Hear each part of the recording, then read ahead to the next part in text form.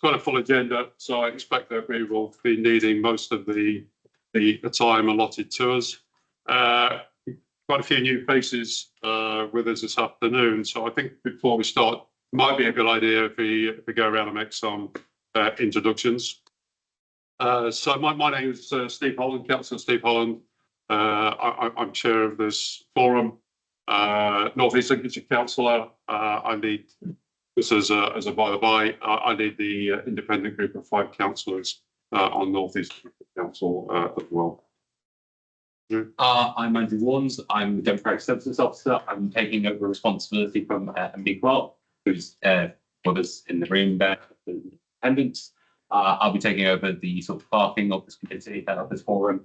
But yeah, so happy to answer any questions and support you in this capacity in any way. Thank you. I'm Andy Fletcher. I'm the Public Rights of Way and Access Manager and one of the officers.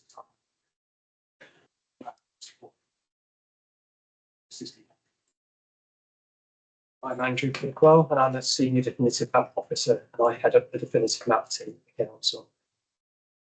I'm Councillor Jane King, just been asked to join and chair of the Definitive Maps group when it next comes along. Nice to meet everyone. I will do me. I was trying to.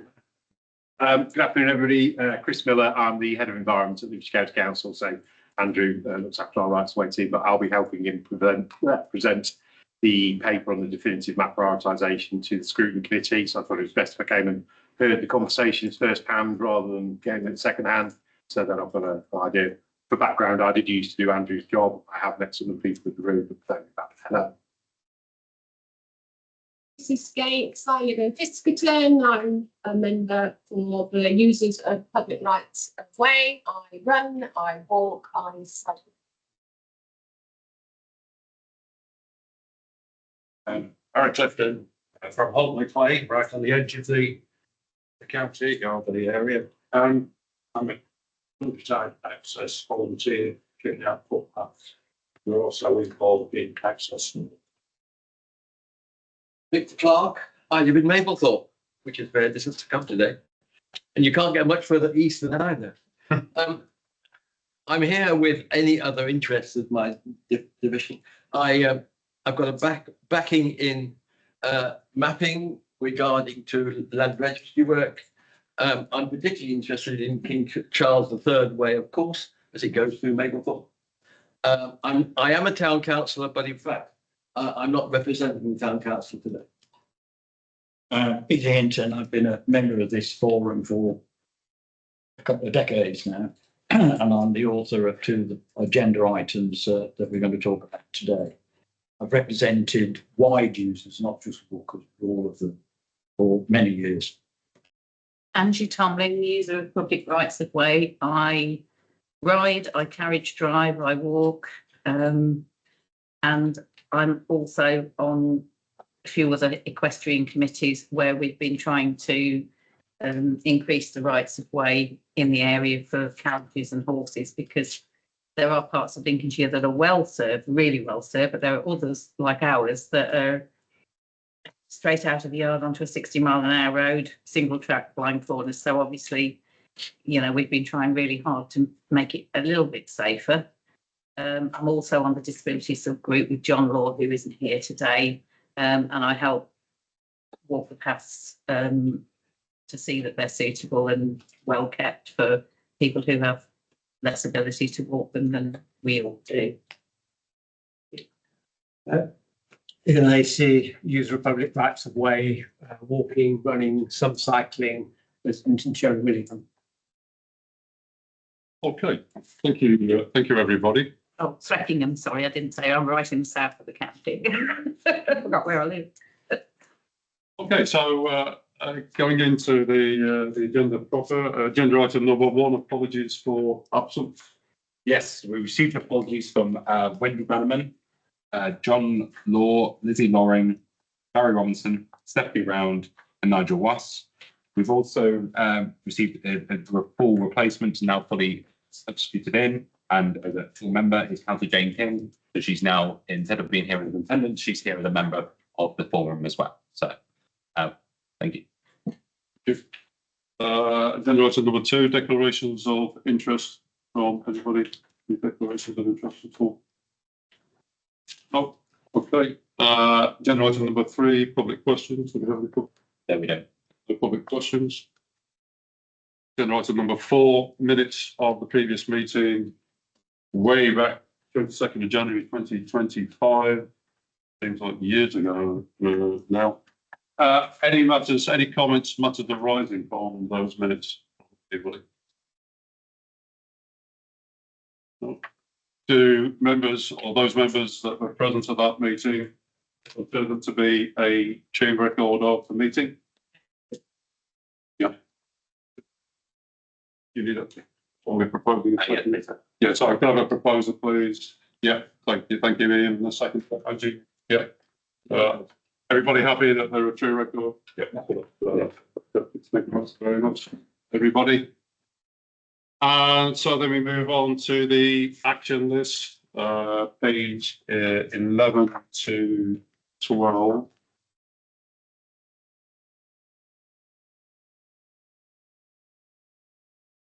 Four actions listed there, 2 are complete, 2 are in progress.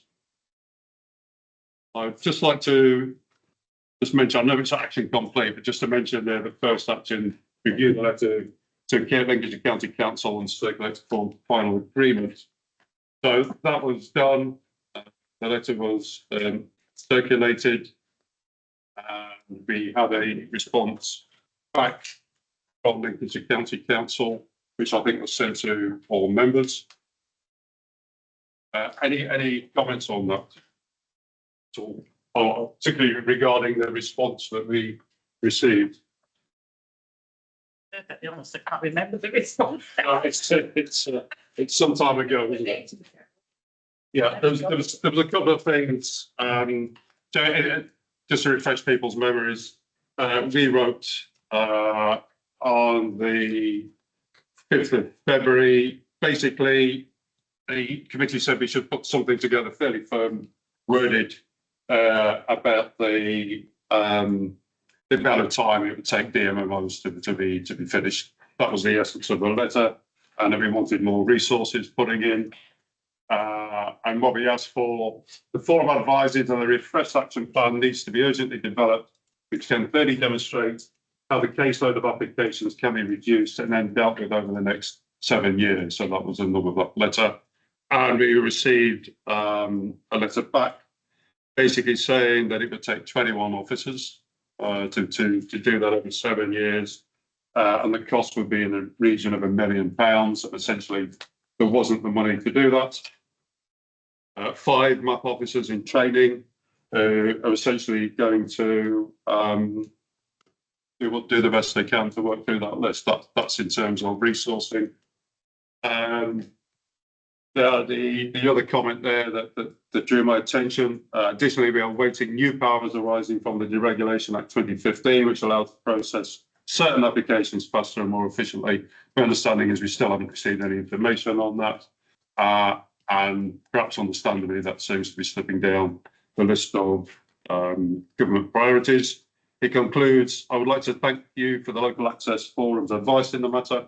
I understand that this is not the solution that the forum is seeking, but hope the actions detailed above do go some way to show that the council does take its responsibilities seriously with regard to DMMO applications and responding as best as it can, given the level of application received and the limited resources that it has available. So that was from Andy Gutherson. I did invite him to come and talk to us, but he politely declined and leaves that to the delegated officers concerned. So we are with that. I don't think that's unexpected. It is a resource issue. We know the backlog. Chris, you wanted to make a comment? Well, it's not just about the size of the backlog. It's also a matter of the order in which orders are processed. I recently had a notice of an order that's just been made. The application for it, DMMO, the application for it was made 2 years ago. There are cases which have been on file for for 30 years. Yep. And it's not always at all clear why the cases which are being brought forward rapidly are in any sense urgent. I think when we get to agenda item 6, we'll probably go into some Can I just into some detail. Okay, we've got 2 actions still in progress. Engaging with the Environment Agency, see if they would like to attend a future meeting. I think we've got an update on that.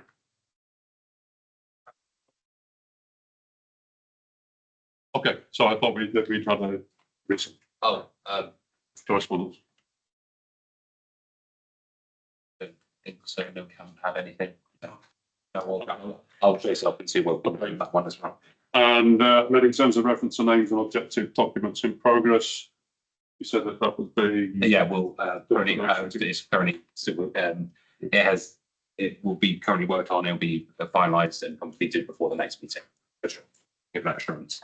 Okay. Can I just ask at this point very quickly on the some of the documents that came through prior to the agenda coming through, it said something about Anglian water and the reservoir. Have they declined to come or? They've sent a response. I only received it yesterday evening. From chasing. I can present. I've got the information in front of me now. I can present it at the work program, or I can give it update now if you prefer. If you can give a quick update. Yeah. No. So yeah, the from the Anglian Water. So for an update, this is from Tom. This is from Thomas Fenwick, Major Infrastructure Relationship Lead. So following the project pause last autumn, the Lincolnshire project resumed back in April. We spent the past few months ramping things up once more, expanding our team. You should start to see much more happening in the coming weeks and months. Bilateral update meetings have taken place with Lincolnshire County Council, and these will continue regularly over the coming weeks and months. Similar such bilateral updates will be taking place regularly with all other stakeholders too. It is envisaged that the next Lincolnshire Reservoir Traffic and Transportation Technical Working Group meeting will take place in a few weeks' time. Our traffic and transport team are aiming to share an invitation in the not too distant future. It is likely a separate public rights of way TWG will also be established, given there is much more on topic to talk about. Further details will be shared with the LCC in due course. A walking, cycling and horse riding assessment and review is being carried out. Non-motorised usage surveys are currently being carried out and we are awaiting results. We continue to engage with stakeholders, including Lincolnshire County Council. Our second round of non-statutory consultation took place between May and August 2024, and we are aware that local access was raised as part of Lincolnshire County Council's response. While we released the feedback summary report, which can be found, I'll send a link to members of the forum, back in February, we are very conscious that we have yet to provide formal feedback response letters to all our individual stakeholders, a process that was delayed by the project pause. Please be assured that we still intend to provide such responses and have been working hard this summer to complete them. At the time of writing, they're going through final approval. They're going through our final approval process, and it is hoped that they can be sent to stakeholders in the not too distant future. And finally, our third round of non-statutory consultation will take place in spring 2025. At that time, further details will be shared regarding our emerging designs and proposals based on the feedback at consultation 2, as well as much of the work that has taken place since then. Of course, in the meantime, we will continue to engage proactively with stakeholders via our programme of TWGs and regularly bilateral meetings. That is the full response from Anglian Water that I received yesterday, Chairman. Any reason why that can't be shared? I'm happy to share that. Yes. Okay, so we'll take it with anybody. It's just I don't have time. We'll just okay, that's fine. Certain first points.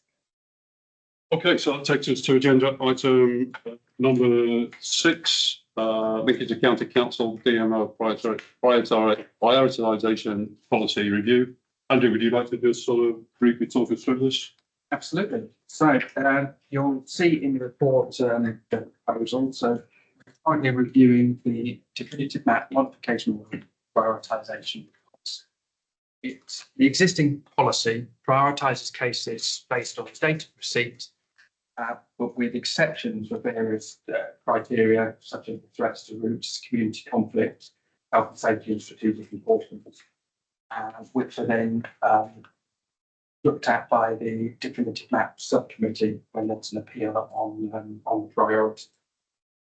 Since 2020, we've had as you all know, we've had a huge increase in applications, actually just over 1,500% increase, which creates a caseload that will take us about 30 years to resolve.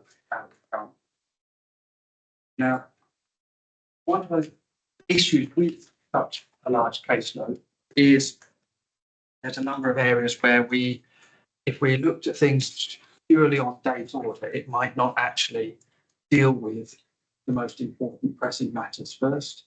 And one of the other elements is the blight effect that the applications can have on the land, particularly for residential properties.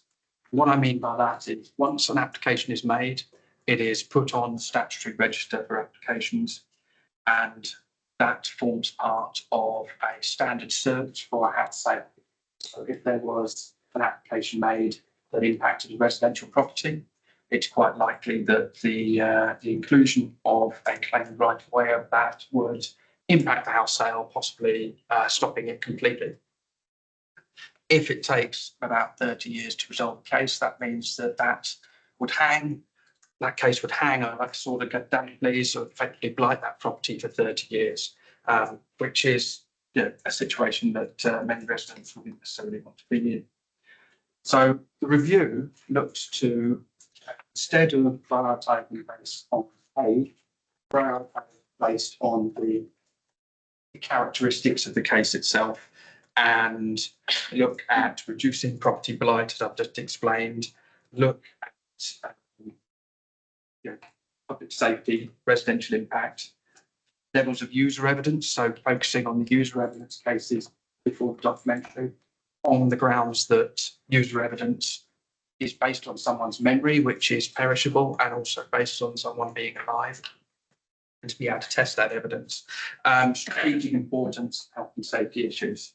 So it looks at also creating a consistent, transparent approach to how they're prioritised as well, by creating a list of criteria that gives a scoring point. So effectively, instead of having a set of criteria that you consider, and then it's very subjective where it fits in with that, having a system that's based on the scoring point is very consistent. It's either does apply or does not apply, and it's these amounts of points that actually allows members of the public to see why it's been put in its criteria. There's also the element of appeal process where people disagree that that the priority factor might apply, can actually still appeal to the definitive map subcommittee for a re-examination of the case. So we put it together, and it's the aim now is to present it to the forum for the comments or suggestions, after which we will then take it back and produce the final prioritisation policy, which will go towards the scrutiny committee, and then if that is acceptable, would then go to executive council approval as policy in December. Actually, it's just if anyone has any questions on to allow the discussion. Any questions and comments? First Angie and then Chris. Quick question.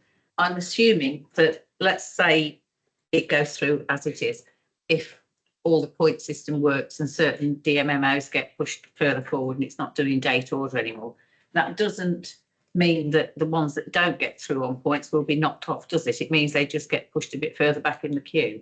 Absolutely. Then nothing gets lost. It's shuffling the deck. Yeah. And the other thing I need to mention also is those ones that have already been prioritised by the subcommittee would stay. And so they would still remain as the top ones that we do. This would affect everything after. Yeah. Unless we wave the magic wand, there's not going to be any quick fix, is there?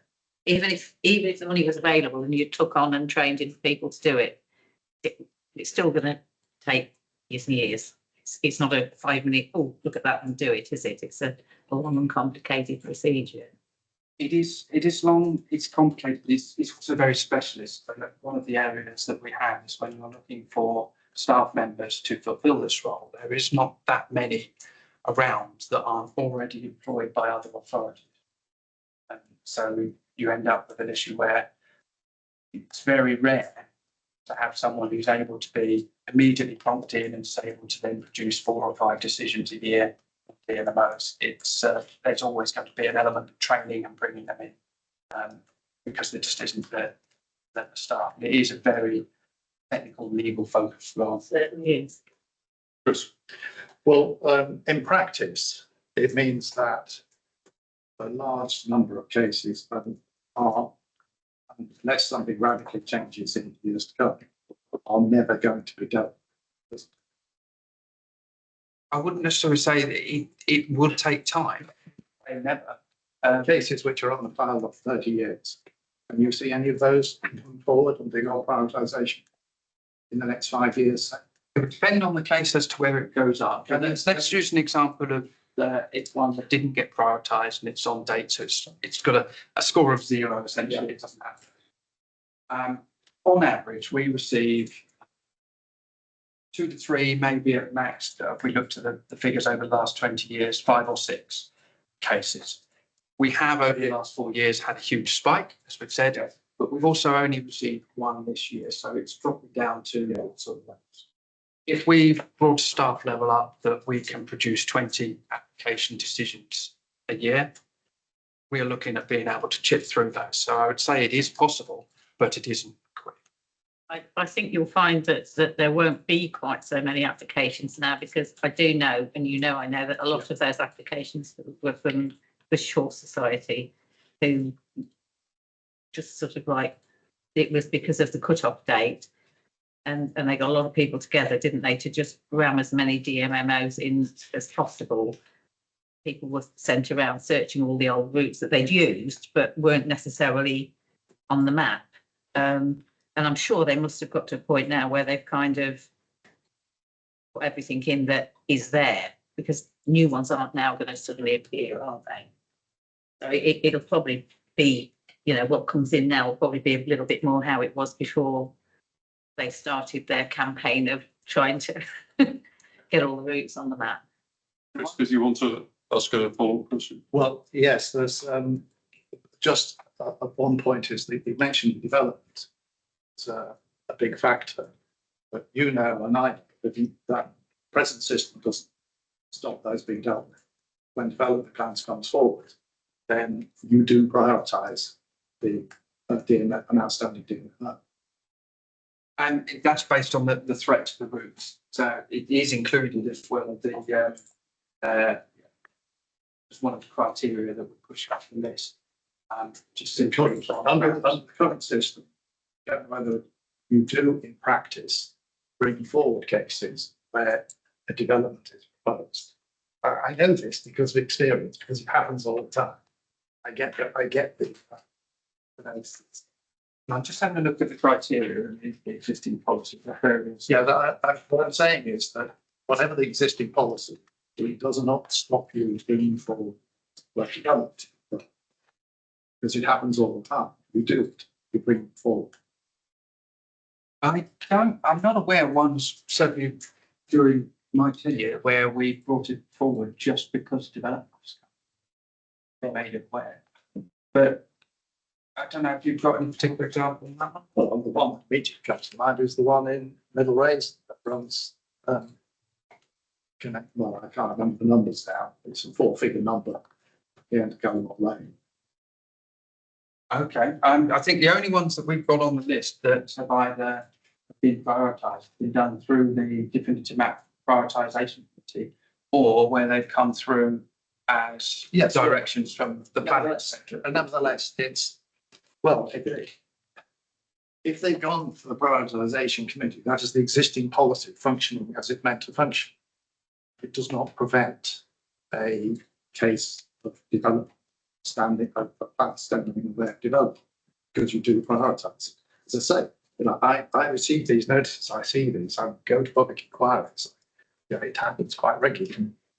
Chris, do you want to make a comment? Just help what I've been clarity. So I know the case that Mr. Badley is talking about because I was doing Andrew's job at the time.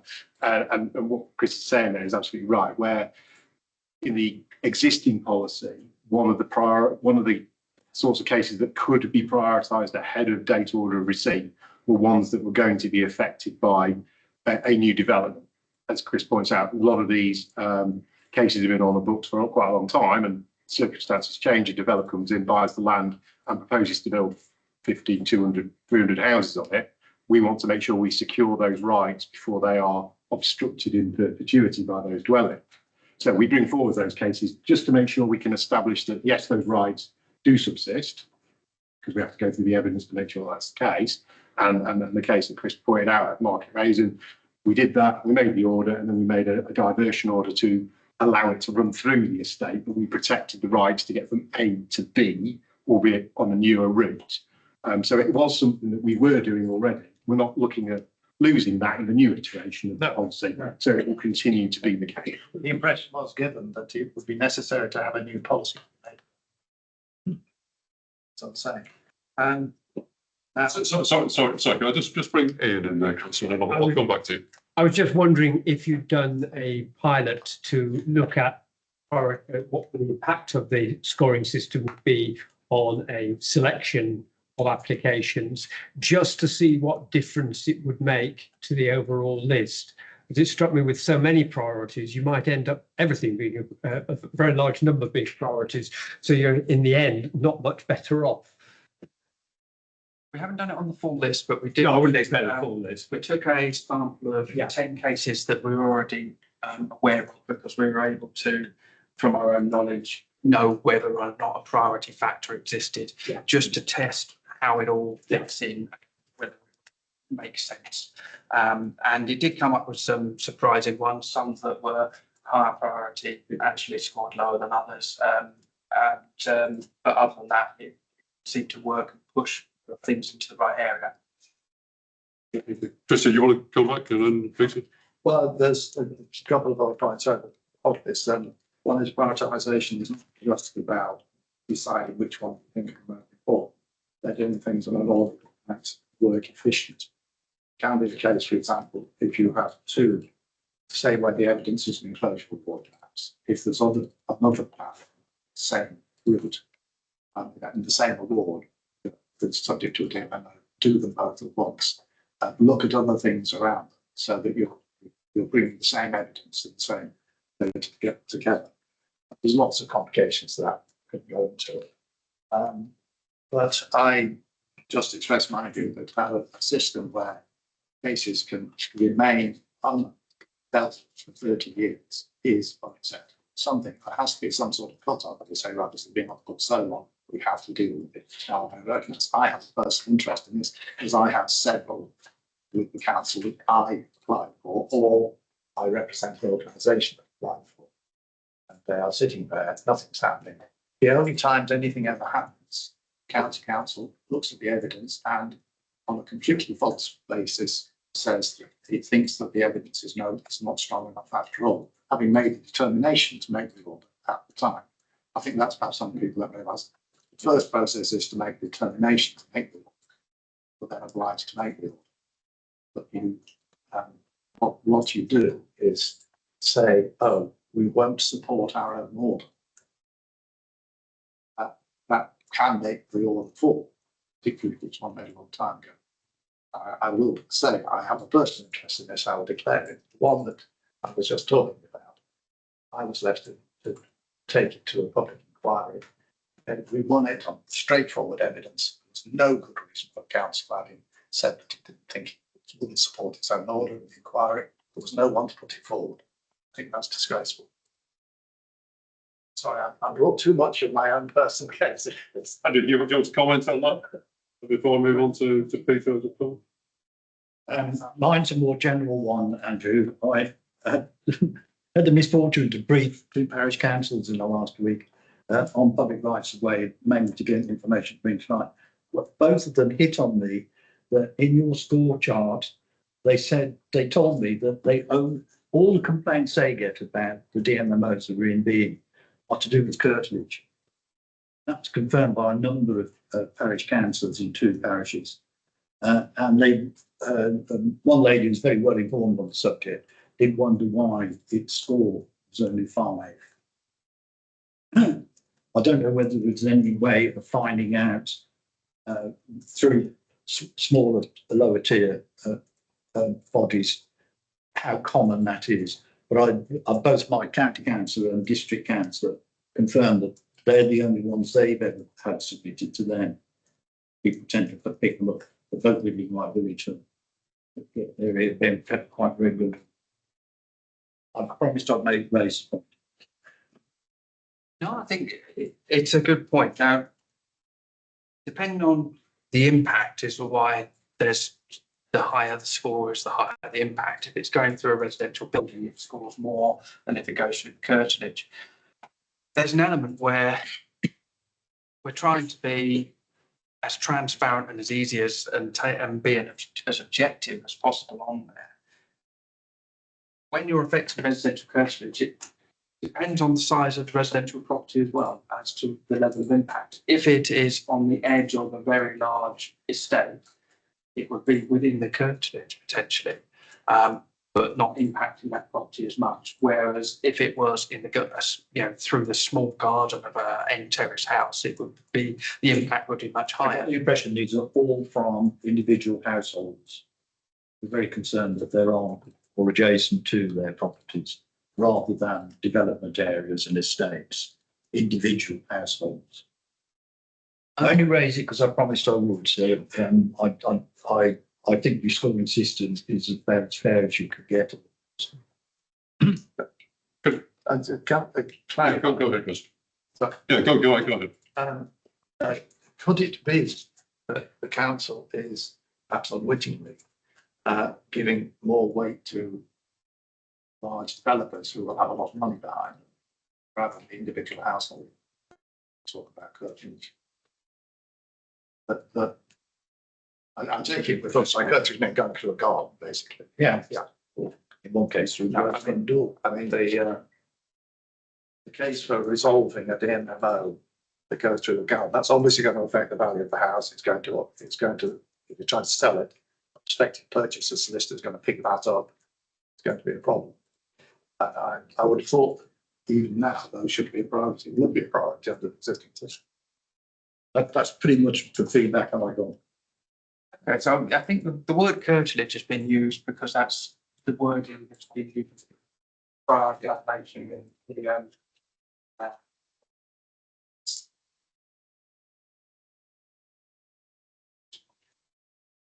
the presumption, yes, it's the privatisation, but the presumptions guidance, which presumes diversion or extinguishment in favour where it's a curtilage. So the reason why we've chosen the word curtilage is not to favour a large developer, but it's reflecting that presumption. But I agree with you. What I've got in my head when I read that is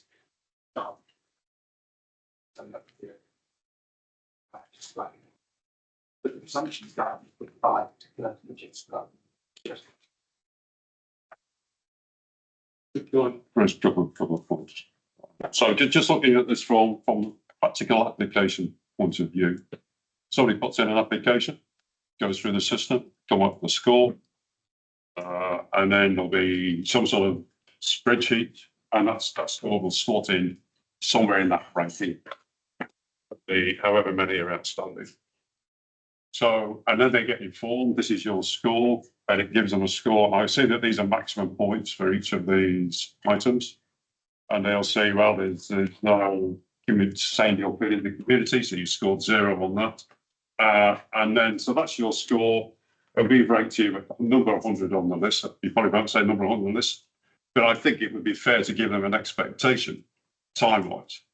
So if it's going to be 5 years, doing 20 cases a year, and say they're at number 100, you know, roughly speaking, unless things change, it's going to take 5 years to get around to that case.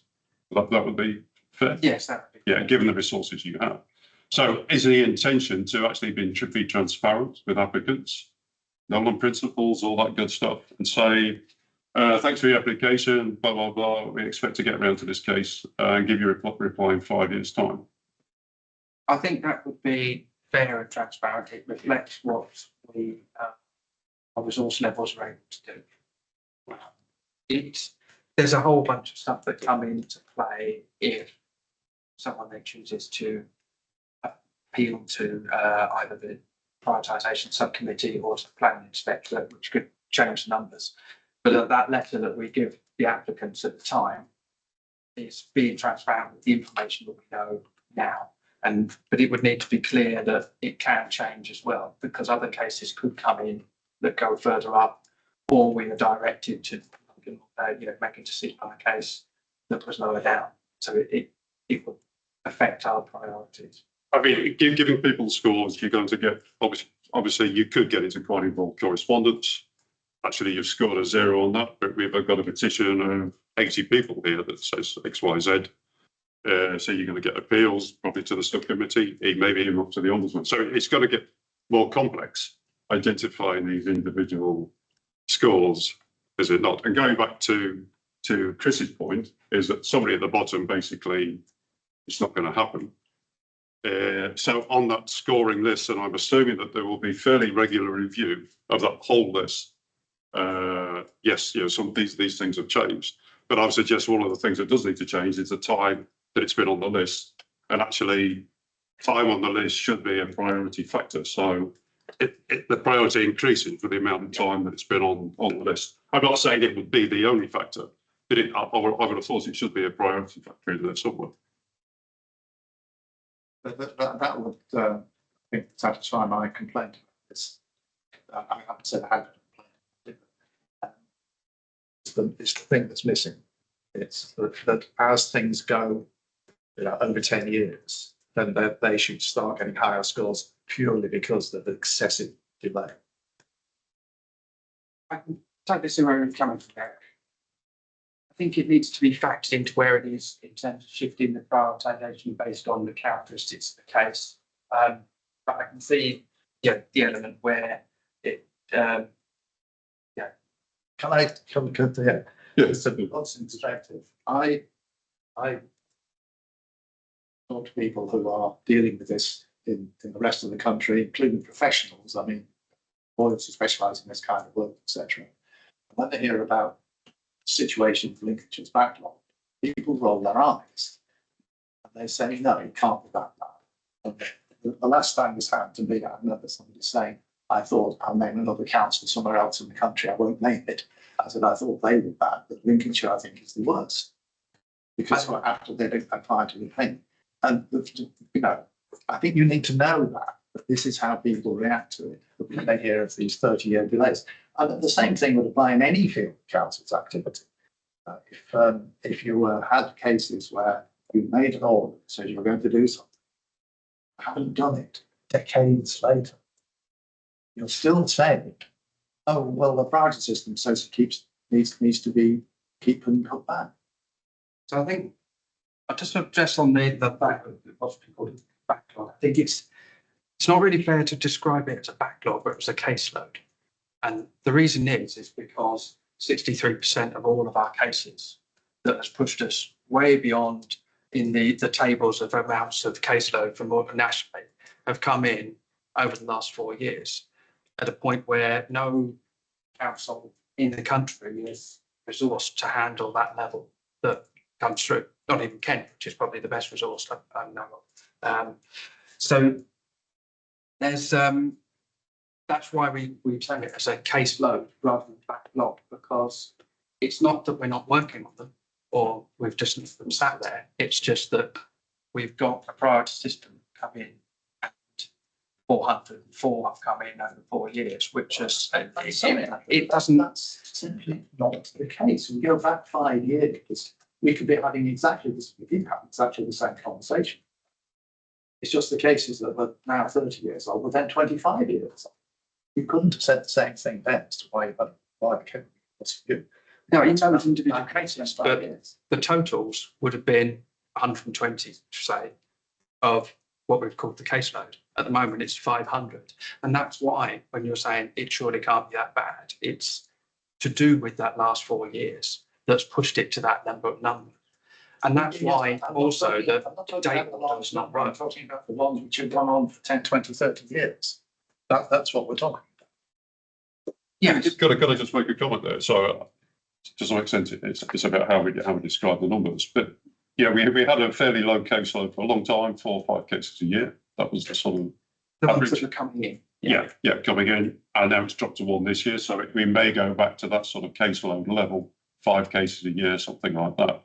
So I don't think, you know, a member of the public will think it unreasonable if we had a big splurging caseloads, which we have, and that's going to take a long time to get through that.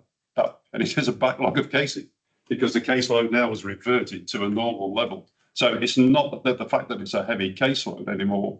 That heavy caseload is no longer there. What is there is that backlog of cases that came in over a very short period of time.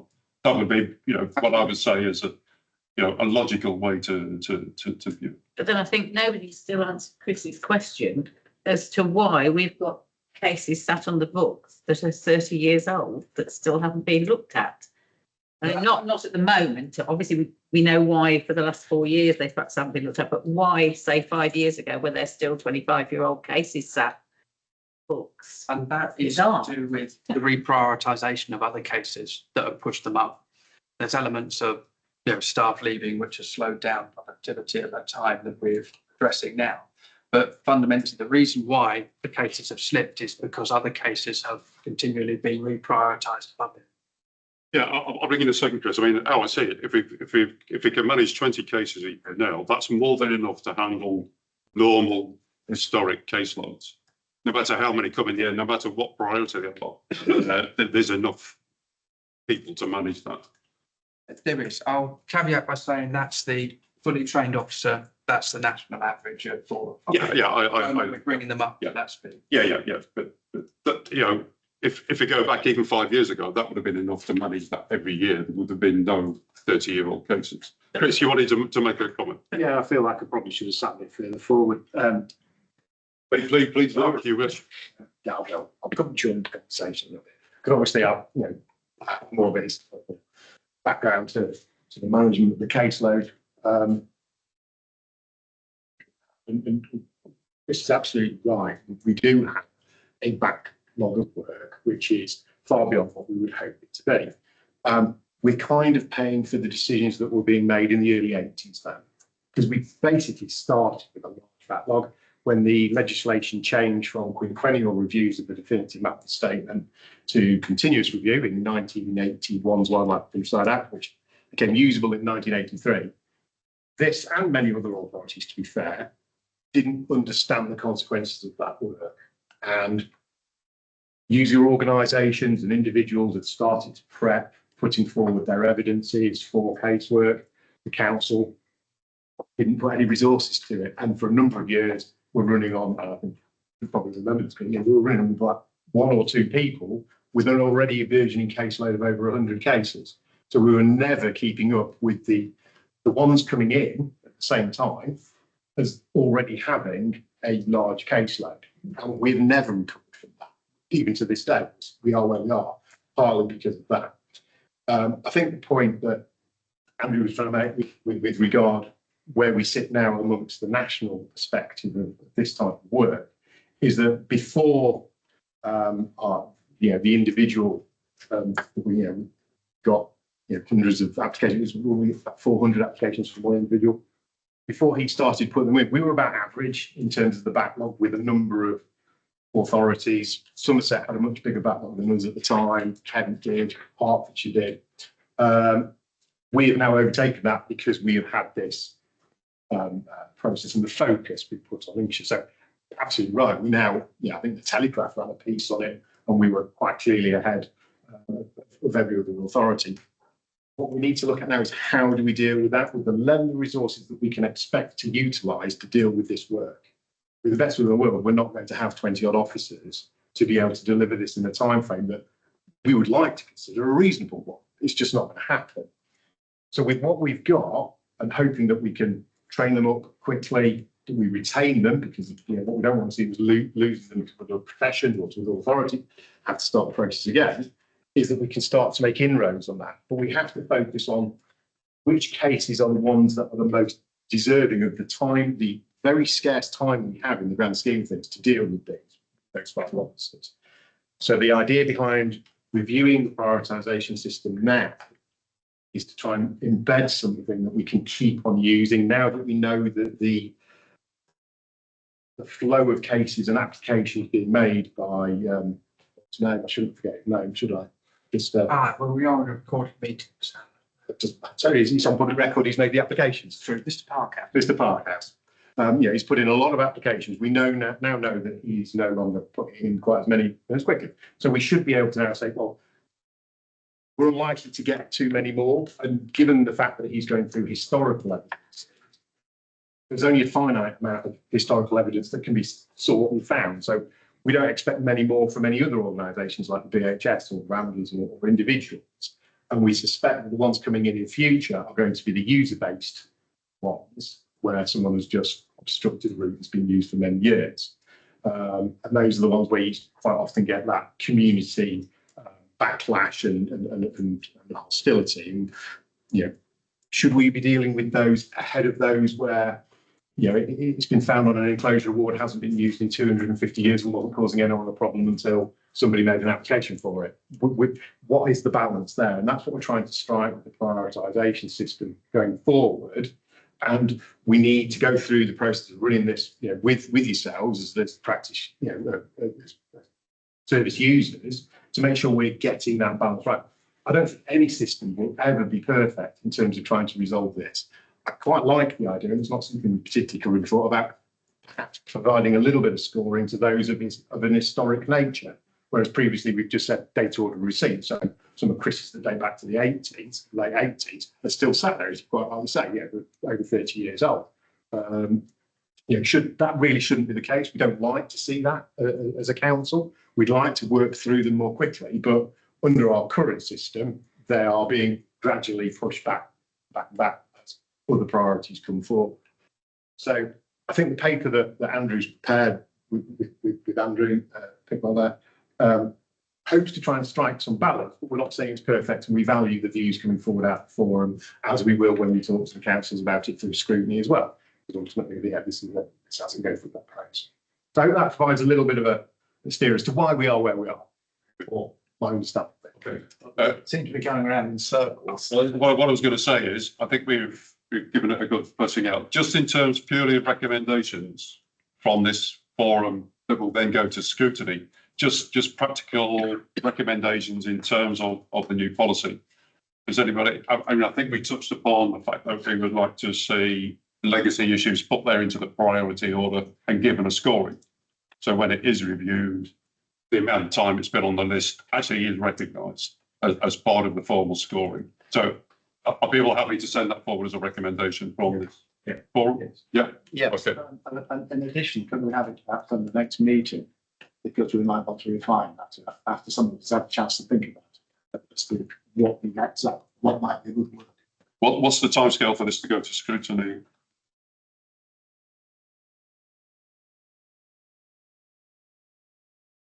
I'm just aware that our next meeting isn't scheduled until next April. That's done. But by all means, feed it in via normal comms. Through to Andrew and Andrew. It doesn't have to through. Yeah. I'm just looking at the dates. What I'm happy to do is put that down in writing, send it round to forum members to see whether it's an agreement, and then go in from this book. So that's one recommendation. Any other recommendations that anybody would like to make? I mean, one recommendation that I would like to make is that when applications are made, the applicant is given a time frame or an anticipated time frame. It'd be useful if Andrew could compare just an account of the number of cases which are, say, 10, 20, specifically over that, which are really historic, so we can get an idea of the size of the problem. I can do that, absolutely. And also, it would be important to communicate to applicants, particularly for long-standing ones, where they were in the prioritisation process every year or two, possibly on public-facing portals, so you have to deal with written applications. So it's an up-to-date. Do you have a priority list on them for the registered at the moment, which has the where they are assistance. Yeah, and to include that when you inform people of where to find it. Yes, that's right. The next agenda item refers to King Charles Way. There will be a large number of anomalies for that because it's quite a long route from from the Wash right up to Grimsby. And I've been looking at the things there. As an outside agency to you, is that going to have to come forward with a series of problems which will go into the list at some stage, or will it be completely separate considerations? I think that's a specific issue, perhaps just outside of this policy. But yeah, we can talk about that on the next agenda item. That is a consider interest. Yeah. Any other recommendations to go forward? No. Okay. Right. I think we've given that a good airing. We're Just trying to run a little bit. question. We're scheduled for highways and transport scrutiny on the 8th of December. Yeah, okay, all right, well, that gives us plenty of time. Okay, we'll move on to agenda item number 7, membership of King Charles for the Coast Path Partnership. So I received an email as chair from the chair of that stakeholder. They're very interested in putting somebody up to be a member of that stakeholder group. I thought it was a good idea, and I thought let's put it to the forum, see what members think. So any comments from members on that? As I live in Maplethorpe, and one of my other occupations is town councillor for Maplethorpe and Sutton. We want to see the King Charles Way being used, of course, but part of it at the moment goes along the beach, basically. Yes. And I feel I probably could be helpful if this organisation feels they want somebody on it. For me, actually, to be closer involved, because I'm not on the partnership, and the town council haven't appointed me to come here. I mentioned to the town clerk back in January that I was on this because we have a consideration for part of the route that the King Charles Way is going to go along, where it's the old railway line, Andrew, where from Sutton to Huttoff, and it is in our parish, and it crosses over a drain by a footbridge, which is not very good, into the Huttoff parish. So it's one of the things that we're actually going to have to consider. Now, so would it be outside my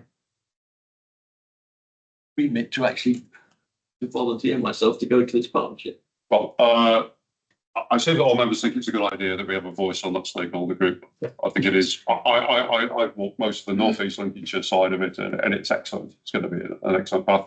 But Maplethorpe, you're not far off geographically in the middle there somewhere. And if you'd like to volunteer, I think that would be excellent. Unless there are any other volunteers.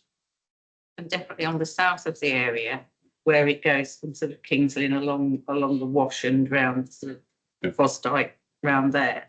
A lot of the paths that it's using, part of them were public bridleways, part of them were public footpaths. It sort of swaps and changes between the two all the way along. Yeah. Well, if we've got a member on that stakeholder group, we've actually got somebody that you can raise those sorts of questions. Yeah. So I'd be happy if we did. So if I could raise those sort of questions, because I know we've had a lot of annexation of bridleways, sort of, and people said, "Oh no, people are walking on them. You can't have your horses on here anymore," when they've been historically bridleways for like time immemorial. So to have somebody on there would be really good. Yeah. Quite important for us. Okay, so we can make that as agreed. Thanks very much. Yeah. Volunteer. Well, Yeah. we've got to do some answers somewhere at town council level, and things are going to change in 2 years anyway. Most likely. Yeah, most likely. Okay, so that, I don't think there's anything else to. So we'll notify the chair of that group, and give them your contact details, Thank you. as being the representative. So, and you've got my full details. Yes, yeah, we actually do. It's something that's been put into place once we've got the management part, the partnership set up. Yeah, thanks. So you can keep in contact and that's fine. Thanks, Ed. Happy about that. Yeah, okay, so I'll propose that on a formal basis. That we go ahead with that. Do you want a second?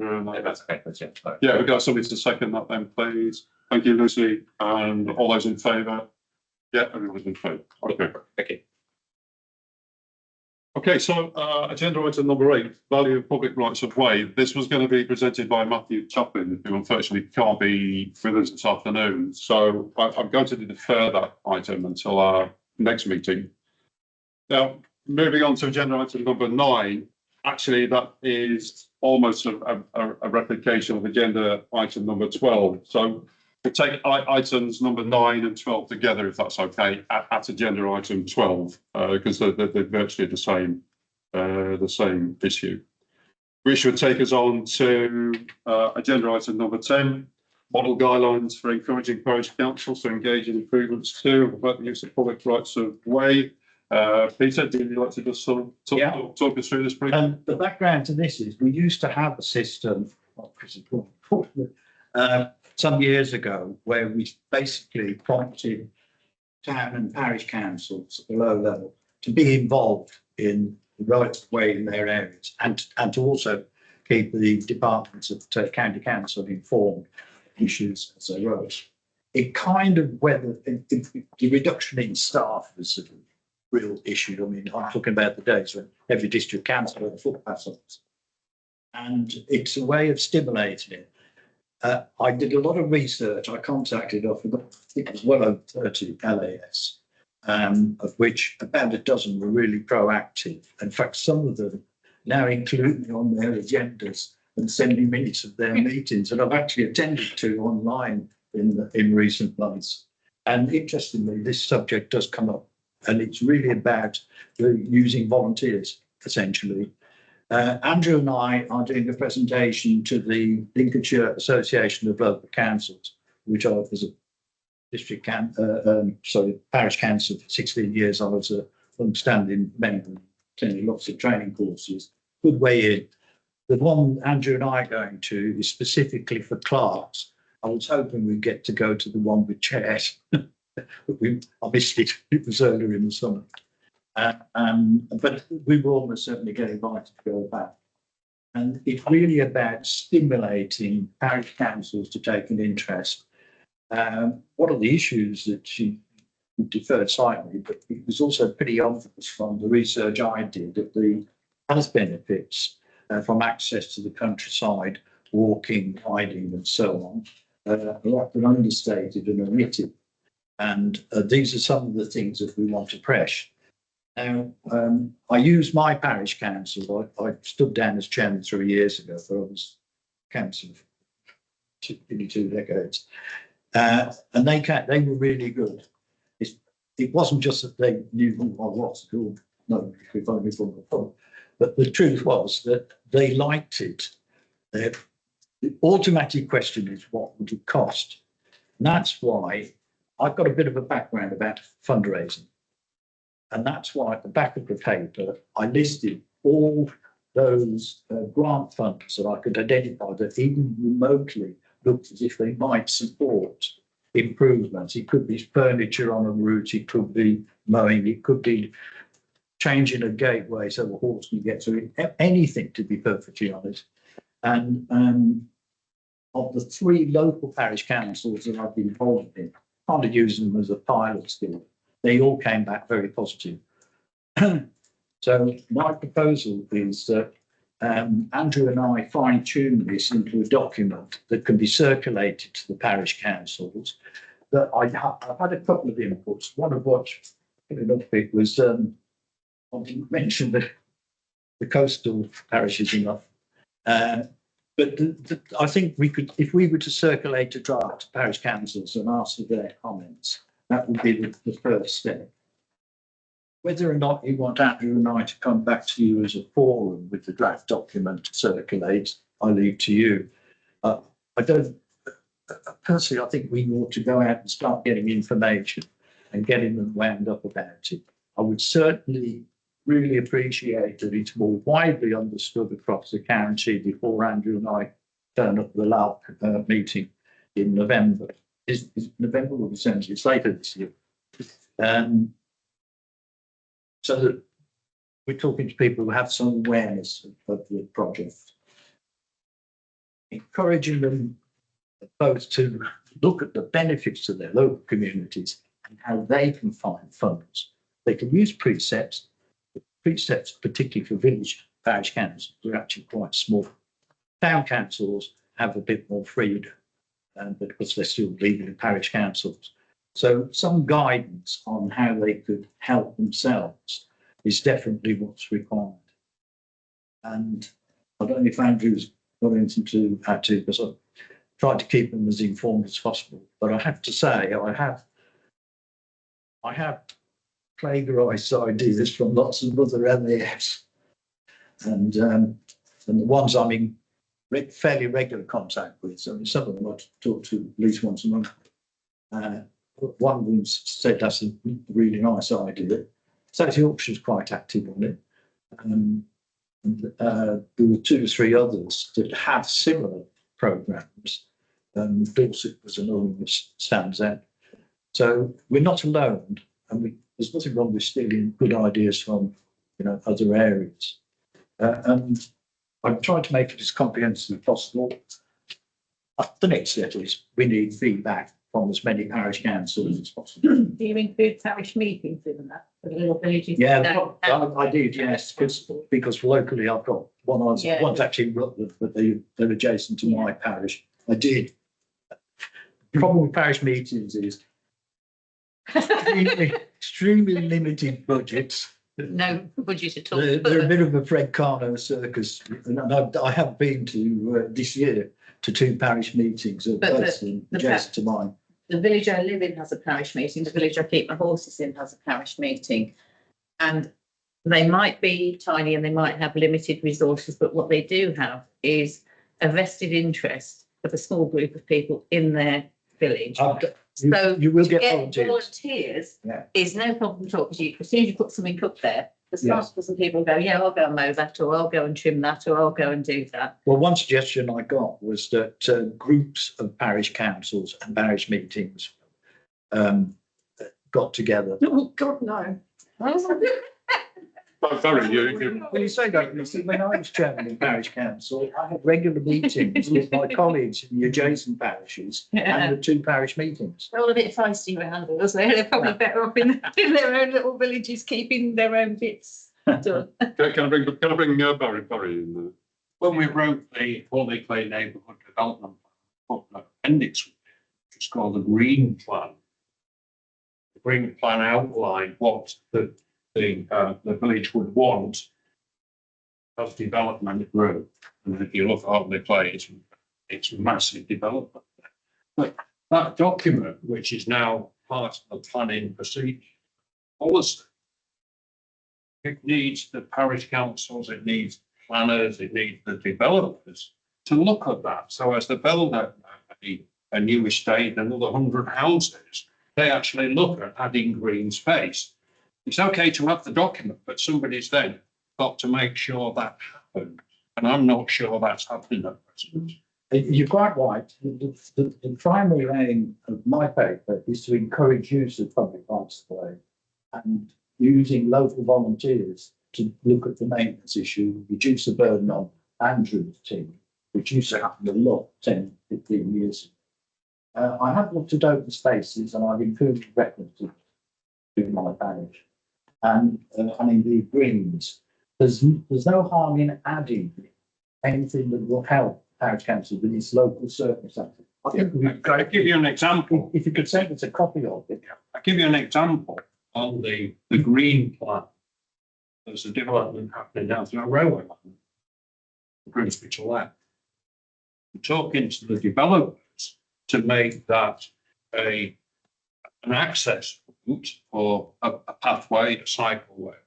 But the developer doesn't want to put that money into doing that. And there's nobody actually, I can't see anybody actually working with that developer to try to encourage him to do that on the S106, the money he has to put in. There doesn't seem to be anybody, even though there's a policy that sits somewhere up in hyperspace, I guess. Nobody's actually working that to make sure it happens. But parish councils are not a perfect organisation. They can be really irritating at times. But if I tell you that in my parish, we have a large scale development still remains, it's 96 houses in total, of which 83 still to be built. I've obtained section 106 funding for improvements to a recreation field and access points onto public light supply with regards to So how do we do this? by telling the parish councils how to do it. Who tells the parish council? The guidelines. You will never get 100% response. You talk to the LALC. The people who turn up at LALC meetings are the ones who are interested. Giving the parish councils a document to look at where we encourage them to look more, how to take ownership, Exactly. look after the maintenance of their. Well, not necessarily the maintenance, because they will always get into an argument about funding. But that's not to say that if they want to, and in 2 instances, nothing to do with me, my parish council have agreed to mow access to very well used public rights of way, but you can't force it on them. That's the responsibility of highways. And a lot of parish councils will come back to it and say, well, that's not our problem. But your problem is that your community will benefit by wider use of public rights of way and access to the countryside. So does that not need to go into the document that you're proposing to hand out to the parish council? Jane, sorry, I'm just going to bring Jane in. You want to make a comment on? The district, parish council and a county councillor, I know I'm insane. It very much depends on your parish council. I sit on 3. Well, I go to 3, but I'm actually a parish councillor in my village.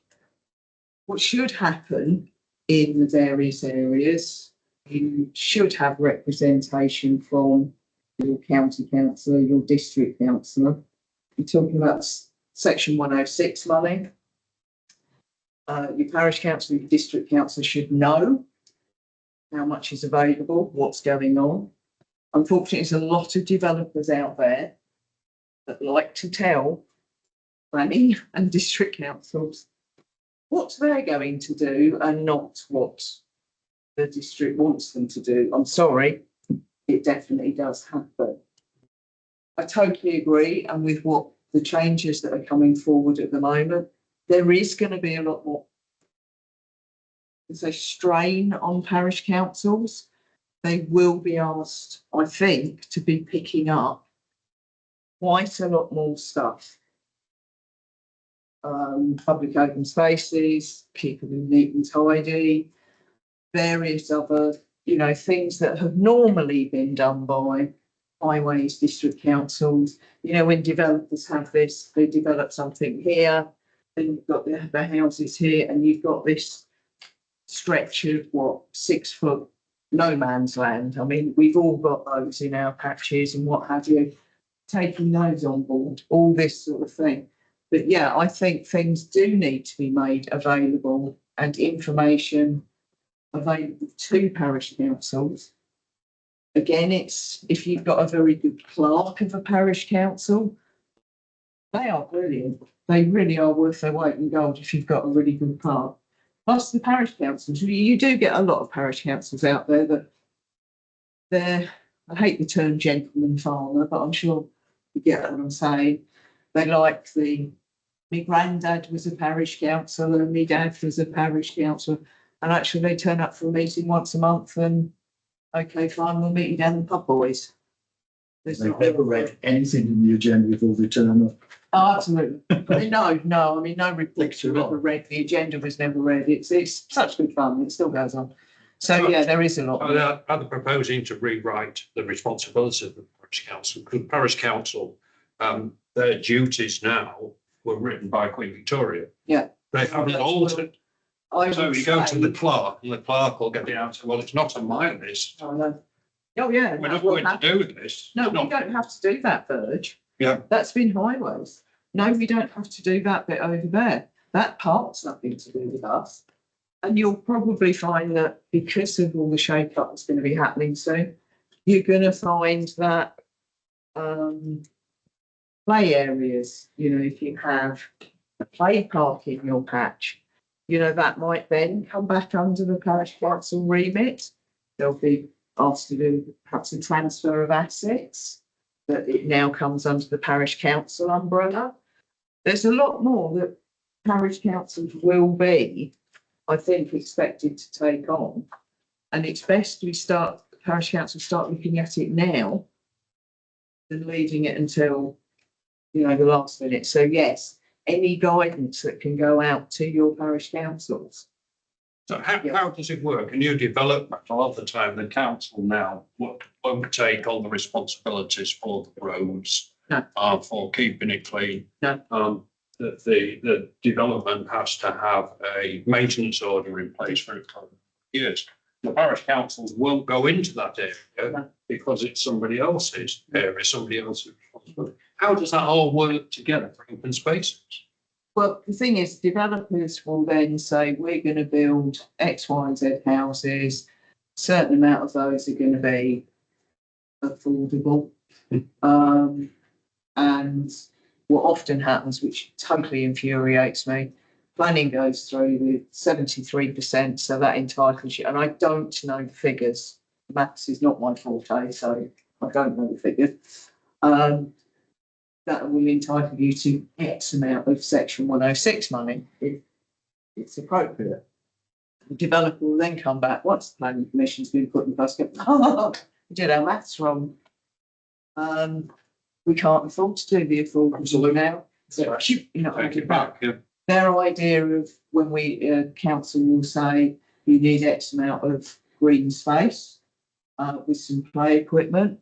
Yeah, you can have a bit of green space, literally no bigger than this, and slap bang in the middle, you have one of these little springy rides.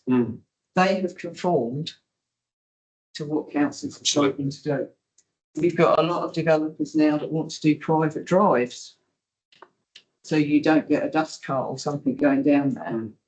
You have a refuge area. A lot of district councils are trying to get rid of that now, if they are a fly tip, etc. But no, parish councils don't get involved in that. When you were talking about the maintenance side of things from the developers, yeah, fine, they'll tell you anything.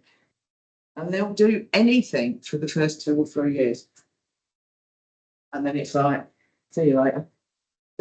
Well, they sell that contract after a certain amount of time. Yeah, they do. And somebody else comes along and they'll only come and cut the grass every 6 months. And charge the residents an extortionate. Yeah, so it's Really really getting quite a big issue. in this. But parish councils don't really get The involved. problem's a bigger problem.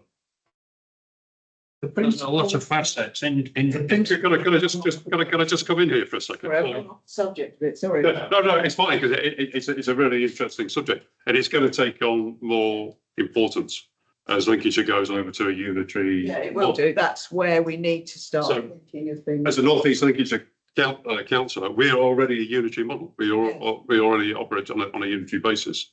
And I sit on the Parish and Village Council Liaison Committee. So that's a liaison between the unitary councillors and the parish and town councillors, and we meet every 2 months. And we discuss a lot of these sort of things we're talking about now. And what I see in North East Lincolnshire, quite a big variation between parish councils in what they will take on. Some actually they do the verge trimming and all sorts of things, and they have a preset. Other parish councils do very, very little actually. So there's a huge disparity between what parish councillors do and the quality of the parish councillors and all sorts of stuff. And I've been in parish council meetings with exactly the same atmosphere that you described. Others absolutely professional, and I think I wish our council could operate like this. But I think what we're going to see is going over as Lincolnshire goes over to unitary authority. Certainly, in terms of town councils, they will be given more responsibility. I'm not so sure about parish councils, to be honest. We But just- certainly town councils. Yeah. We don't have, South Holland District Council don't really have town councils as such. We've mainly got sort of parish councils, but not installed in. And yes, we are being asked to, you know, from highways and things, well, that bit of green space outside that development that had been done there 30 years ago, we used to take care of that now. We will give you extra for precept or whatever if you take that on. So these things are beginning, aren't they, to be added to. So the sooner we get, I don't want to say a template, but you know, of what we should expect, really, I think. I think this is a really good initiative because it is going to take on a high profile. And what I suggest is, yes, a document, but also maybe, you know, at parish council meetings, they may not wade through a lengthy document, but what they will probably look at is PowerPoint presentation of 6 or 7 slides or reflected in a PDF, the highlights that somebody can talk them through. And certainly if there's something like that, I can take it to our parish liaison committee and say, look, can I talk to you for 20 minutes about this? And if it's a PowerPoint and I can give a few handouts, I can cover probably 10 parish councils in one sitting. Because we've got 600, it's going to take, trying to address one each individual, it's going to be next to impossible, of course. Well, Andrew, well, I'll probably do, I'm quite used to doing PowerPoint and giving briefings, is he and I will put together the briefing we're going to give to Lau. And there's no reason why we shouldn't write it so that that can be circulated or accessible online. It would be through the LALC anyway, because when they, you know, in their minutes, they will, anything we send, PowerPoint briefs, videos, they will include. I think what you find is most good parish councils, they'll have a village newsletter. The decent ones, you know, if they can be persuaded, please put an article in your village newsletter. Some of our parish councils, they have a newsletter that goes out 4 times a year. So some it's only twice a year, but targeting those would be good as well. Ours is monthly. Oh. And English. Yeah, but because what you tend to find is everybody in the village gets a copy of that. It's a really good way of getting a message out. There is a huge difference between the effectiveness. The purpose of this is to encourage communities to make the best of the PRO and their localities. Encourage and engage. Yeah. Right, I'll pitch that. Definitely. That's a byline now, then. Just as an example of what can be done, both Lucy and I live in parishes which have a voluntary organisation, the Witham Valley Access Project, which actually takes on a lot of the lobbying and pushing for improving the green network. It's important it expands parishes because you need pathways that run from one to the other. It has been pretty effective, but being voluntary obviously has limited powers and does have to negotiate with parish councils of varying degrees of interest and, dare I say, competence as well. But it has worked quite effectively. And I think the idea of putting the wider network of us into a neighbourhood plan is a very positive one. I'm heavily involved in revising out at the moment, and I'll certainly take over that idea. Back. Yeah, the one comment was page 42 mentioned that rights of fragmentation and rights of way being an issue. I'll just point out it's only given a ranking of 5 in the DMMO priority list. I don't know if there's a case we made from having that up to something like that. I could give you one quick good example. Most of the fragmentation, or a lot of it, goes back to when the first definitive map, was it 1947? It is early 50s. Early 50s, but anyway, as we know, all the parishes were given, you know, these are your rights away, what do you want to do with them? Well, there's one not very far from where we used to keep our horse, and we drive, so we were looking for restricted byways. We said, you found a restricted byway, and it was in this very little village. And we went in the car to have a look at it. It was a jolly good job we did. The restricted byway goes probably about a mile, and then suddenly, whoomp, there's a fence and a stile, and it becomes a public footpath. And when we went back and looked on the map, it was dead on the parish boundary. So one parish had designated it a restricted byway, and then the next parish had designated it a public footpath. And this is where a lot of the problems started from, and it's Nobody spoke to each other. And, well, it was all to do with money, and one was quite happy to pay. One parish was quite happy to pay, for their horses and carts to still go down there and to maintain it. The next parish, oh no, we'll keep it as a footpath. That won't cost us anything at all. And it was really, a lot of it was down to that. Yeah. And it's way before any of us were even. And let's move on, Barry, and then I'm going to move on to the next agenda. On through the footpaths, we have an organisation, voluntary organisation run by Lincolnshire County Council now. And I'm a volunteer, the inclusive volunteer. We're actually given areas to walk and monitor the condition of the footpaths, the furniture, the assets, and use Fix My Streets now to bring forward. My area is Greenthorpe Marsh Chapel on the marshes. And I'm expected to walk those paths at least once a year and report back. So there is an organisation that is looking after some streets now. And maybe Andrew knows a little bit more about that, how it works at the council here. And yes, we do have an officer called Debbie Braun who looks after our volunteers. There's about, I think it's around 70, I don't have the figure right in my head, of volunteers. And we provide training and personal protective equipment and most importantly, insurance and things like that. So lots of different activities are undertaken as well as sort of clearance and cutting back things. One of the things that we've used the volunteers for recently is to refresh our asset register.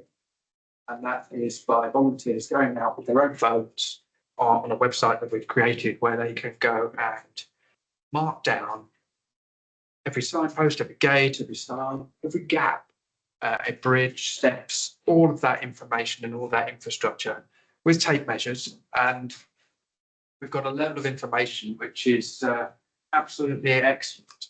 The plan is, once it's complete, is then immediately share that with the public. So people who are trying to plan their route, if they've got their own particular mobility restrictions, will be able to see where every stile is, or they'll be able to see how many steps, the width of a gap. Ordinarily, you wouldn't consider that as an asset, but it matters if you're in a wheelchair to make sure you can go through. And the volunteers have been absolutely brilliant with it. If anyone afterwards, if we've got time, I can show you what we've done so far on a map. It's I'm very pleased with it. As well as sharing that with the public, that information and all that volunteer experience, we'll then use that with our own asset management system. So we'll use the data twice. Then we'll have an ability to say that bridge is 7 meters long, 1.5 meters wide. We know how many deadboards it's got now. We'll know that it's been put in at this date. Its expected lifespan is 10 to 15 years. We'll know when it's expected to be replaced, so we can start forward planning rather than being reactive in our replacement. So it's feeding in, and the volunteers at the very core ground level, very literally, have been providing that for us. Something that we wouldn't have the resources to do ourselves. So it's been excellent, very pleased. We've got over 10,000 different points that volunteers have done now over the county. We've only got a few pockets that we're missing, and then it's done. Okay, right, thanks very much. So I'm going to move on to agenda. Thanks a lot, Peter. Move on to agenda item number 11. Introduce yourself again, please. Well, over the past 2 years, for a variety of reasons, I've had my ear bent, usually in the foot. And it's been by a combination of walkers visiting my area and being a bit confused by signs of the suggestions of the missing path. Certainly locals, and often they're people who've just moved into the village, but landowners themselves are very confused about status. And part of the issue is that many years ago, the council erected lots of standard permissive sign paths, which are still in place, usually in verges of roads. But there's no permissive pushback beyond them. And one of the reasons I put it in was I was approached by one farmer. He's quite willing to have a permissive path. It's literally only 2 or 3 yards from where one used to exist. But it's on a farm track which he maintains, and he prefer. And indeed, I do. I take my dog up there 2 or 3 times a week, and he didn't know how to go about getting it changed. And he didn't feel he could take down the other permitted sign because that was highways, might go into trouble. You've got three inputs there. Users wanted to know if there was rights of way or permitted path still exists. Who looks after the signage, and how do you go about re-establishing them? I'm heavily involved in a project which involves a scheduled monument right in the heart of my village, which has a public right of way, goes up the side of it. It's exactly as Andy was just saying. One bit of it is a byway. You need mountain goats to get a cart on it. It's literally very steep. They're either too steep, too narrow, or The only time I've seen horse riders try to negotiate it, they have to zig their way up the hillside. But the point is, this is thrown up. It's coming to new ownership. It's plot of land, and the new owner is very ambitious. He was born at his philanthropist, and he can afford to deny it. But the point is that he was born and raised in that village, and he wants to see improved public access to the site. Well, we're already in touch with the Wildlife Trust, who will almost certainly be the land managers for it when it comes into new ownership. And we're poised as a group to fundraise. And this then came up with the fact that adjacent to it is other land that the Wildlife Trust already manage. And they've made a superb job of improving the public rights of way that border will cross the land they own. So, just with 2 telephone calls, we know that they will be interested in the improvements that we're proposing, one of which to put a bloody horse to get onto the highway. So it's lack of clarity. There's a short paragraph on the council website, the county council website, about the fact that farmers can withdraw it, landowners can withdraw permission, and so on. It's fine. It doesn't really tell you anything else. So we need to expand on it and explain what the situation is. I've gone through God knows how many. Actually, the government website is the worst. It's the least informative. I've actually gained most of my information from other LAFs, county council websites, where they have taken a stronger interest in it. And I think we're lagging behind some of the other counties in it. Not looking for funding, but how do we make it easier for landowners to designate permissive paths where they're willing to do so? And how do we sign them so that the public know where they can go? Andrew, do you want to comment on? I think it's you're very right on that front. And there's permissive paths are very useful. Ordinarily, we would seek public rights of way because they are protected. Probably permissive paths, as you like point out, they disappear in a moment, but they a lot of them it was been created by countryside stewards in this like that. I think preparing some information about how landowners can do it can be very valuable for them. In terms of the signage and who puts up the signage, ordinarily it would be the landowner as part of their way of protecting their land. It's a balance of how much public money we want to put in it or not. If we were looking at sending a team out to put a post in and a permitted path round or things like that, we would generally do that where we've negotiated a permitted path. But ordinarily it would be the landowner. But we could consider that and consider our position there. I think having more information about where people walk, whether it's permitted or not, would be valuable for the public. The problem and the challenge we have is knowing if it's been taken away or not.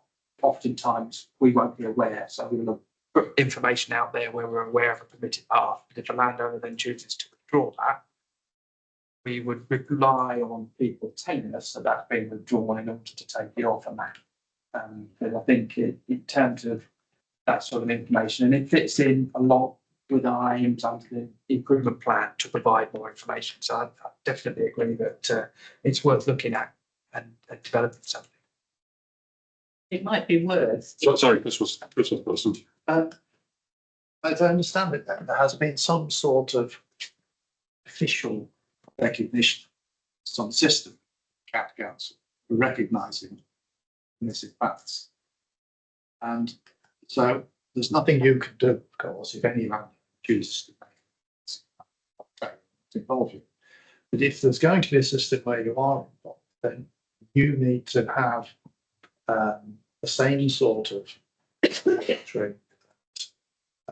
record that you were just talking about where you've got record what the infrastructure is, etc.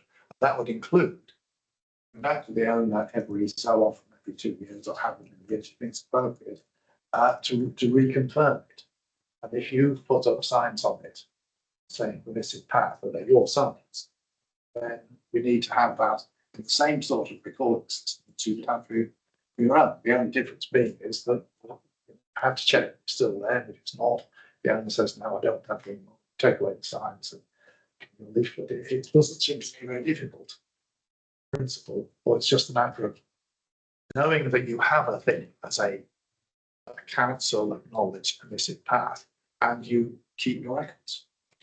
And I'd agree, at the moment, we don't have that process in place, so we don't have the resources dedicated to sending out letters to everyone we're aware of. What we've got at the moment is outdated, and that's the reason why it's not shown, because we need to verify that they are still permitted paths. We've got a partial map of some permitted paths, but it isn't 100%, and I don't think we could even get it to 100% because new paths fall, particularly like the Wildlife Trust land, quite quickly. You're absolutely right. It needs consideration about how much time is that going to take if we got the person to be able to do that and look through. It probably, as you say, once it's set up, built, there's a certain element of automation. But you either do something like that, or you'll say it's not about business. You can't if you try and talk about a halfway house where you've had some sort of involvement with an owner, but nobody's quite clear what it is, nobody's quite clear whose sign it is or who puts the sign up. That's not really a very satisfactory situation. No, I assume the government website does actually refer to the involvement of local parishes. Yeah, But the only thing it does say. And I think parish councils should be, there's a lot of untapped resource in having just someone closer to be able to tell us what's going on the ground. It's very helpful indeed. But I would agree that it does need a process that needs to be put in place, and we need that resource to be able to put that process in. Yeah. At the moment, there isn't anything. We've got a piecemeal data set of permitted paths. We don't know if that's correct, based on paper copies of letters that we've kept, but we haven't chased up. We don't know whether or not that's permitted at all. If a lot of paths have been lost because the countryside stewardship scheme is no longer paying landowners for them, there's a high likelihood that that's not where we are. What you need is a system whereby anybody, somebody who wants to set up, from wants to involve you, you have a register. Register it. But if it's registered, you can refuse. You say, no, we don't want to be involved. Have it on your register, then you have a system where every certain years you do check it's on somebody's time. It pops up automatically to say, right, just check this. I mean, because there are circumstances where a path can provide a really useful link in a public rights of way network that enables the other rights of way to be used.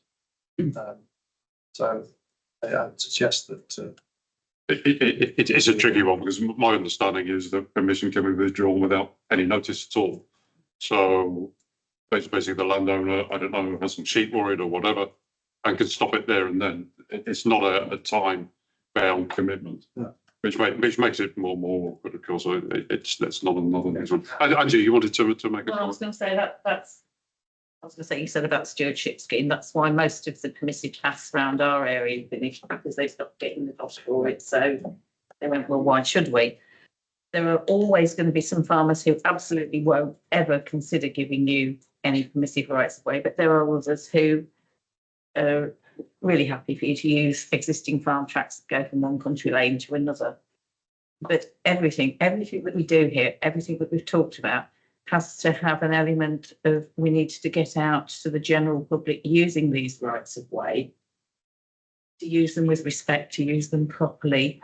Because the main problem is when you've got farmers, they give you a permissive right of way, and as you touched on, they put a nice little notice, please keep your dog on a lead. Doggo goes off, sheep get worried, horses get worried, everything else gets worried, doggo goes missing, all hell breaks loose. Farmer gets blamed because it's his fault because they're on his path. And it's this, people have got to take responsibility for their own actions. And we need to sort of, somewhere along the line in the paperwork on the websites and everything, we need to kind of be pushing a little bit that if they're using these public rights of way, they do so respectfully and carefully and leave no trace behind. Yeah, no, not everybody will do that, but surely that's what we should be aiming for, because if people were more respectful of the rights of way, then more people would, help keep them open. You would have a much better experience for everybody. And I know it sounds a bit innocent and a bit daft, but it's how it used to be, and it ought to be again. Dog owners these days. Yeah, but I'm a dog owner, but my dog too. leave all the time and clean up after it, and then I end up cleaning after Somebody else as well, yeah. dogs. Yeah. Are there any final comments you want to make on that, Peter? And we'll move on to our final agenda. Was it anything else you want to say? No, the only remark I would make is that it all comes down to encouraging local communities to take an interest in where they can go and do it properly. I've always had large dogs, and most around my parish, I would say 9 out of 10 walkers have a dog, and training people not used to a rural environment on how to get their dog to behave is an ongoing issue. As parish chairman, I have instigated lots of dog poo bin disposals. Some of them are on public rights of way. Yeah, it's a never-ending battle, but if you don't start the fight, you'll never win it. Okay, yeah. Final comment from Barry. It's just maybe something for Andrew to think about. If we're not sure where the permissive paths are, which permissive paths are open and which are closed.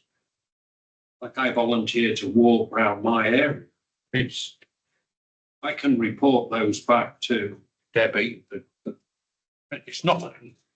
It's easy to do. We've got 70 volunteers, I think, for Suffolk County, who boots on the ground. We can give you that information. Whether you can cope with that information coming in, it's something that I can't talk about. But collecting that on the ground is easy. I think it's very valuable, and that really helps. Like talk to Debbie about that. I really like the idea of landowners self-registering and creating a register of it with an automated process. We do have some people who are a little bit more au fait with some of the technology, and I think that might be a way of getting the information without having to dedicate a full-time resource that should be spent on that. Absolutely. So if we had, say, on the website, people could register with their permitted path. That would register a date, and there would be some kind of automatic reminder to double check that it's still live, and then figure out how we can then get that onto a public facing map. I think there's a lot of scope for that. So I've taken a few notes about actions on that. Okay, thanks very much, Peter. So we'll move on to agenda item number 12, design criteria for diversions and migration of new tap holders. I'm sure design criteria is the right word, but I'll explain how this started. So I'm going to give a specific example of that I want to wipe out. And that's a consultation letter came recently for a diversion involving a development. And it's something that has happens a lot, or has happened a lot. The path goes through the Kirkledge property, back to Kirkledge, and a developer wants to divert it around it. And I think most people would agree, well, this is perfectly sensible. It's coming from the planning authority, actually, I think. But what the planning authority does, and this draw in the air, is there's you've got a curtilage property, there's a road. The path comes down here. So what they do is they say, right, we'll divert it round there, round there.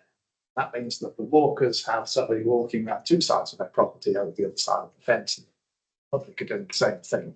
And this particular path, I can remember when we had a similar situation at the other end of it, on the other side of the same field. And the path that goes like that, because it used to go through the curtilage to the side of the property.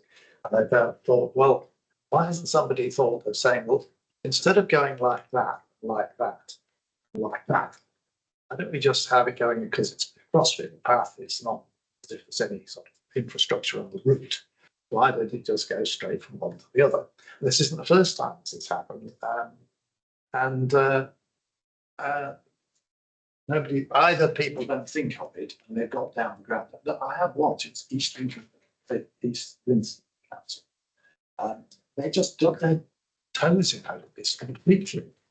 And I couldn't understand why. The only possible reason is that they think that if they give in to a suggestion that comes from the public will make more suggestions in our look. I didn't understand it at all.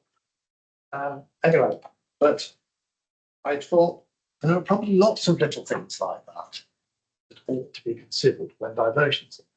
These diversions that come in, particularly in connection with development, the only people looking at it they're just looking at their development. Where the path goes after that, they don't care, don't think about it.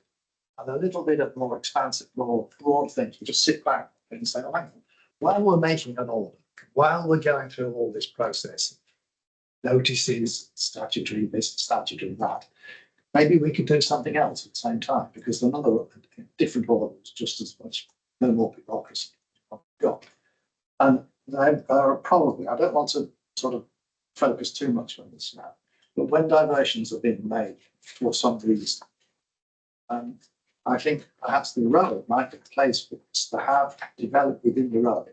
I call it the standard. Sounds wrong, but just the things to consider. What makes a good path? What makes a bad path?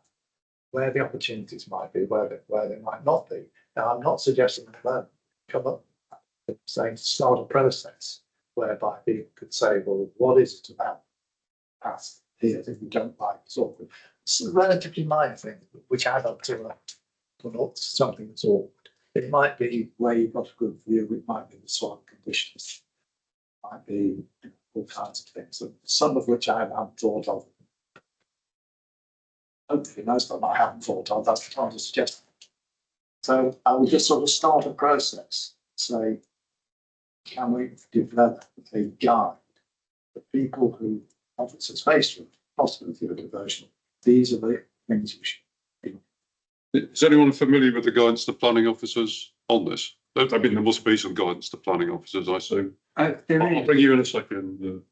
There is some design guidance that's recently been updated, actually, because I commented on the rights of way elements of it, to do that sort of thing, which was to understand that developers can change rights of way where it makes sense to make better places, so that we're not corridoring rights of way in between because they're scared of diverting them, and to look at making it better for all of the users. I don't want to interrupt anyone who's coming in on this one, but fundamentally it's a very sensible idea and suggestion. So I have seen the guidance over the years, and some of it has been extremely good. But it's all about how you handle it within your development. It's not saying, well, hang on, because sometimes it might be a case of, well, maybe if the developer was to pay someone another land, so would you mind taking a strip of land here in a different place but nearby? Yeah, that might actually be better than having it in this particular position. I think it's a problem with urbanisation. And I agree with Chris totally. I've got an example where the developer, he stuck to the rules and it's 1.5 metres with 6 foot high fence down through development. and another one where the path exists, but it's on a road through the development. Yeah. There's no quality to this. It was a green path, so they built a housing estate, and the path now goes or through the back of somebody's garden with 6 foot fence. That's not acceptable. But as urbanisation moves forward, look at Toby Roundabout and more that's growing towards Holdley Bay. The footpaths there, they're really disappearing. Yeah, yes, there's a sign and there's a picture of the back of the houses, but that's a path. It's not a path. So as we grow, as urbanisation spreads, and it's spreading very quickly, we need something. And if Andrew's looking now, or the new legislation helps to improve that, I think that's something that needs to be done. Because the developer, he's not interested in the path. Well, he's just interested in building his house. Maximum number of houses on the footprint of his estate, and a path is just a problem too. Yeah, and you see it time and again, like I say, creeping urbanisation and the cut throughs, they're not footpaths anymore. Jane, you wanted to Yeah, I mean, I was just going to sort of say the same. I mean, there's a lot of developments out there that footpaths appear, and actually people, I'm not just saying women, are actually scared of using them. You know, they're very dark, gloomy. They go off to perhaps garages or what have you at the end. By nature, I'm not saying it's all kids, get people coming about fly tip areas. I mean, I've got a few in my neck of the woods where, oh, we're not going to put fences, we're going to make it look all nice and wild. Spend all our life cutting flipping edges back because it encroaches. People get caught up in it. It's then whose responsibility is it? Because as we said before, the developer goes, see you later. Yeah. But yeah, there's a lot of things to be considered with that, really. You know, safety, lighting. You know, everyone needs to feel secure and safe. You know, and I mean, there are some areas around it. You know, 6'6", big burly bloke might think twice about, you know, going down. These things are within the developments themselves. They are, Things definitely. which we're up against, like, Yeah, we are. developers for the money. There is very good guidance out there, as Yeah. said, but nobody makes them spend the money. We need more pressure put Well, on. my idea is outside of the development, when the path is being diverted for other reasons, and we make that diversion better than merely to accommodate this diversion. And you're right, and actually dog legs make the safety problem worse because you can't see what's around the corner. You can't, and you just. If it was on a public footpath, at least you can see what's ahead of you, whether it's dogs or whatever. Anything at all. Yeah. Lucy, you wanted to make a It's just going to Jane's comment, but it's not just developments, it's also things like the solar farms. Yes. There's the solar farms near me. They've built one and kept to the public right of way, but it's literally a 10-foot fence and 2 meters. And I run down there on my own and I'm really, you know, I just think if I'm going to meet somebody with loose dogs, because I'm scared of dogs, loose dogs, where am I going to go? Yeah. And they're about to build another one the other side of the road, and there is a public right way right through the middle of that. When I asked my parish council, are we having, you know, are we moving the footpath? Oh, well, they might do. That's, you know. Yes, so there might be an opportunity. Yeah, To me, have there a is. nice but path Are somewhere they going else. to enforce it, Claire? If you Yeah. brought in your thoughts, that would be, Yeah. We And might- the developer might actually jump at that because it makes it easy for them. yeah, haven't got to put 2 fences. Sometimes it can be put to them that, A, it's better, safer for people. And actually, this developer, it might be a little bit cheaper for you to do it that way. Start mentioning money to developers, they're usually a bit more, oh, sorry, is that cynical? Sorry. A bit more willing, but as you say, with something like 10 foot, you feel claustrophobic, you don't feel safe, and she said, where are you going to go? Well, just on that point, there's a lot of solar activity near us at the moment. And I went to go and photograph it for another area of the county that was being inundated. They wanted to see what one finished. There was a footpath through it, so I could quite legally walk it. The outer fence was electrified. Oh, my goodness. That's indeed. I mean, there were plenty of notices, and I thought, well, maybe it's just. But now I could see, there's plenty of room between. Yeah. And it was electrified. If you're walking down there with a kid, he's going to run off. Or a dog, if it just Dogs, dogs yeah. or whatever, you're going to get it as well because you're the end of the circuit. And Andrew, did you want to make a comment on that before we were? On the solar farm, or the. No, I just on that. Oh, so far, Just on this one, I think it's a very sensible idea. What we've got when we have a public path order, so a diversion application is really. We do try and get the better route. It does depend on the land ownership and whether you've got, so if you wanted to move off your dog leg, you really need, unless you own the field to the north of your drawing, you're going to need a third party agreement. So there's something that couldn't be guaranteed, but I can say it is a very sensible idea that we already do try and get the best route. I didn't want to focus on the specific, that's just an example of the kind. Absolutely. What I would like to see is perhaps all of us here quite to come up with ideas that might be on the little section that says points to consider in the diversion. I think it makes a lot of sense. One of the other things I was going to come on to is it links a little bit with planning, but there's been reticence in the past to, particularly in planning authorities or developers are looking at, is to touch anything outside their red line boundary of their planning. And that has led to a lot of them where you've got a right of way coming in and then diverting. But a diversion order can be made even on planning grounds to divert things outside of the red line area and create more sensible routes. Obviously, you can't. There's a limit to sensibility of that approach, but effectively there are abilities to do it. And we do encourage a lot more better thinking by developers. For example, a lot of the examples you've given from planning grounds, we've objected to and submitted our own objections on those grounds where their routes are corridored or things like that. It might change if we are becoming unitary authority, but at the moment we submit our advice to the planning officer who then makes the balancing decision. Sometimes that one's in our favour, sometimes not. That may change if we've got more direct sort of processes.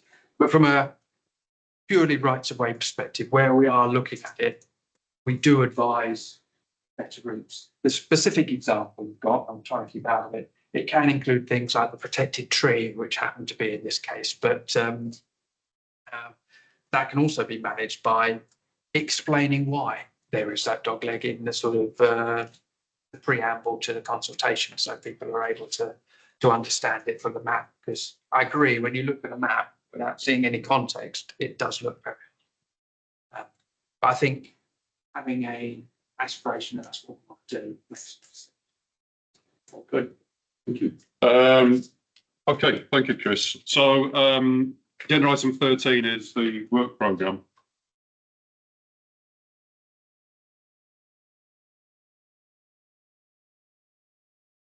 Moving forward, I think it's fairly light at the moment.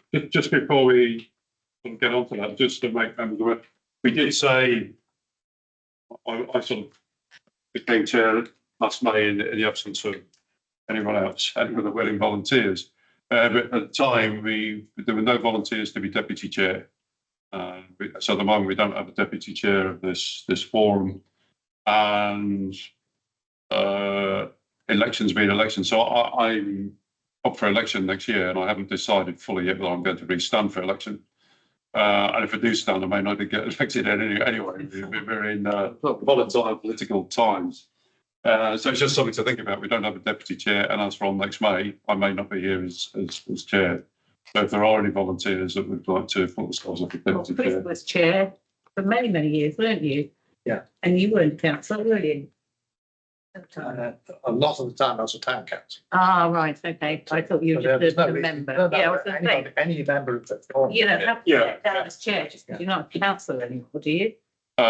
No, it's true, but then I would have to, I don't know, I'd have to see whether there's like a waiting list to come on this as an interest member of the public or whatever.